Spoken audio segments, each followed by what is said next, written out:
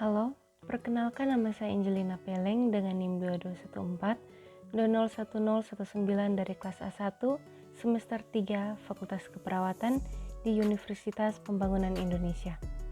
Di video ini saya akan membahas mengenai konsep psikososial stres adaptasi dan konsep kehilangan, kematian, dan berduka.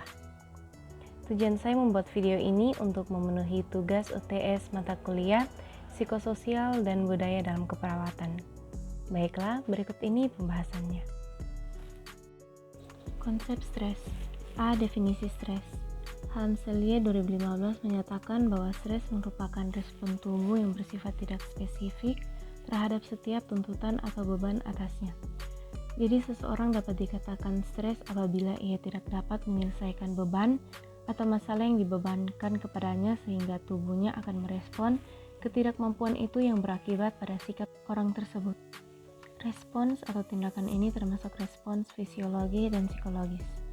Stres dapat menyebabkan perasaan negatif atau yang berlawanan dengan apa yang diinginkan atau mengancam kesejahteraan emosional. Stres dapat mengganggu cara seseorang dalam menyerap realitas, menyelesaikan masalah, berpikir secara umum dan hubungan seseorang, dan rasa memiliki. B. Sumber stres. 1. Faktor lingkungan. Selain mempengaruhi desain struktur sebuah organisasi, ketidakpastian lingkungan juga mempengaruhi tingkat stres para karyawan dan organisasi. Perubahan dalam siklus bisnis menciptakan ketidakpastian ekonomi. Misalnya ketika kelangsungan pekerjaan terancam, maka seseorang mulai khawatir ekonomi akan memburuk. 2. Faktor organisasi. Banyak faktor di dalam organisasi yang dapat menyebabkan stres.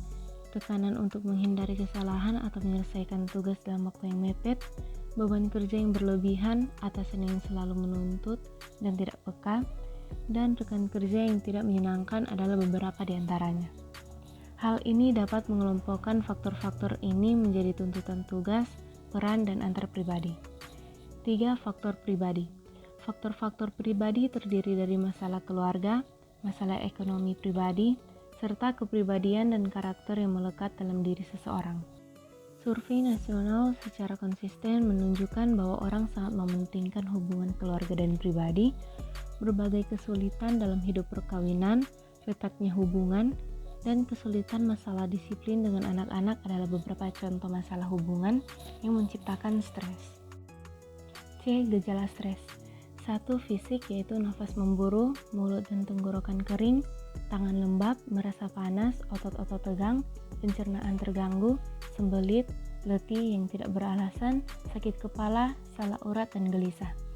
2. Perilaku, yaitu perasaan bingung, cemas, sedih, jengkel, salah paham, tidak berdaya, gelisah, gagal, tidak menarik, kehilangan semangat, susah konsentrasi, dan sebagainya.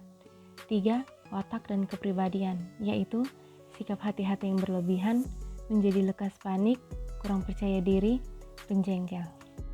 D. Tingkat respon terhadap stres.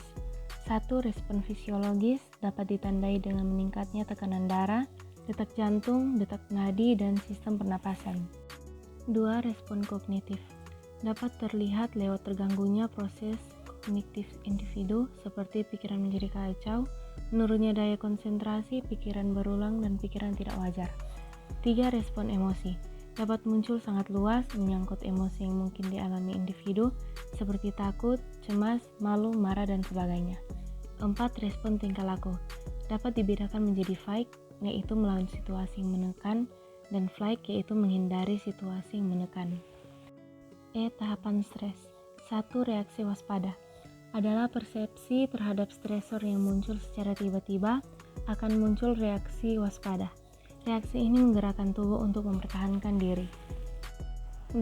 Reaksi resistensi adalah tahapan di mana tubuh berusaha untuk bertahan menghadapi stres yang berkepanjangan dan menjaga sumber kekuatan, atau membentuk tenaga baru dan memperbaiki kerusakan. 3. Reaksi kelelahan adalah fase penurunan resistensi, meningkatnya aktivitas simpatis, dan kemungkinan deteriorisasi fisik, yaitu apabila stresor tetap berlanjut atau terjadi stresor baru yang dapat memperburuk keadaan. E. Langkah-langkah menghadapi stres. Untuk mencegah dan mengatasi stres agar tidak sampai ke tahap yang paling berat, maka dapat dilakukan dengan cara 1. Istirahat dan tidur, 2. Olahraga atau latihan teratur, 3. Berhenti merokok, 4. Tidak mengkonsumsi minuman keras, 5. Pengaturan berat badan, 6. Pengaturan waktu, 7. Terapi psikofarmaka, 8. Terapi psikomatik, 9. Psikoterapi, 10. Terapi psikoreligius, 11. Homeostatis. Konsep kehilangan. A. Definisi kehilangan. Kehilangan dan berduka merupakan bagian integral dari kehidupan. Kehilangan adalah suatu kondisi yang terputus atau terpisah atau memulai sesuatu tanpa hal yang berarti sejak kejadian tersebut. Kehilangan mungkin terjadi secara bertahap atau mendadak, bisa tanpa kekerasan atau traumatik, diantisipasi atau tidak diharapkan atau diduga, sebagian atau total, dan bisa kembali atau tidak dapat kembali. Faktor-faktor yang mempengaruhi reaksi kehilangan tergantung 1. Arti dari kehilangan, 2. Sosial budaya, 3. Kepercayaan atau spiritual, 4. Peran seks, 5. Status sosial ekonomi, 6. Kondisi fisik dan psikologi individu. B. Tipe kehilangan. 1. Aktual atau nyata, mudah dikenal atau diidentifikasi oleh orang lain. 2. Persepsi, hanya dialami oleh seseorang dan sulit untuk dapat dibuktikan. C. Jenis-jenis kehilangan. 1. Kehilangan seseorang yang dicintai, 2. Kehilangan yang ada pada diri sendiri, 3. Kehilangan objek eksternal, 4. Kehilangan lingkungan yang sangat dikenal, 5. Kehilangan kehidupan atau meninggal.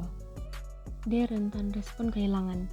Denial, anger, bargaining, depression, acceptance. 1. Fase denial. Reaksi pertama adalah shock, tidak mempercayai kenyataan. Verbalisasi, itu tidak mungkin, saya tidak percaya itu terjadi. Perubahan fisik, letih, lemah, pucat, mual, diare, gangguan pernapasan, detak jantung cepat, menangis, gelisah. 2. Fase anger. Mulai sadar akan kenyataan, marah diproyeksikan pada orang lain, reaksi fisik, muka merah, nadi cepat, gelisah, susah tidur, tangan mengepal, perilaku agresif. 3. Fase bargaining. Verbalisasi, kenapa harus terjadi pada saya? Kalau saja yang sakit bukan saya, seandainya saya hati-hati. 4. Fase depression. Menunjukkan sikap menarik diri, tidak mau bicara atau putus asa. Gejala menolak makan, susah tidur, letih, dorongan libido menurun. 5. Fase acceptance. Pikiran pada objek yang hilang berkurang, verbalisasi, apa yang dapat saya lakukan agar saya cepat sembuh? Ya, akhirnya saya harus operasi. Konsep kematian. Kematian merupakan peristiwa alamiah yang dihadapi oleh manusia. Pemahaman akan kematian mempengaruhi sikap dan tingkah laku seseorang terhadap kematian. Kematian adalah kematian otak yang terjadi jika pusat otak tertinggi yaitu korteks cerebral mengalami kerusakan permanen. Dalam kasus ini ada aktivitas jantung kehilangan fungsi otak permanen, dimanifestasikan secara klinis dengan tidak ada respon terarah terhadap stimulus eksternal, tidak ada refleks sefalik, apnea, dan elektrogram isoelektrik, minimal 30 menit tanpa hipotermia dan keracunan oleh depresan sistem saraf pusat. Konsep berduka. A. Definisi berduka. Berduka adalah respon emosi yang diekspresikan terhadap kehilangan yang dimanifestasikan adanya perasaan sedih, gelisah, cemas, sesak nafas, susah tidur, dan lain-lain.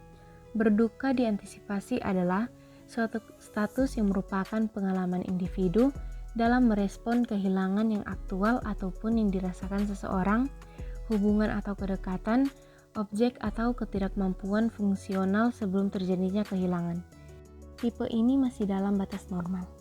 Berduka disfungsional adalah suatu status yang merupakan pengalaman individu yang responnya dibesar-besarkan saat individu kehilangan secara aktual maupun potensial hubungan objek dan ketidakmampuan fungsional. Tipe ini kadang-kadang menjurus ke tipikal, abnormal, atau kesalahan atau kekacauan. B. Teori dari proses berduka. Tidak ada cara yang paling tepat dan cepat untuk menjalani proses berduka. Konsep dan teori berduka hanyalah alat yang hanya dapat digunakan untuk mengantisipasi kebutuhan emosional klien dan keluarganya dan juga rencana intervensi untuk membantu mereka memahami kesedihan mereka dan mengatasinya.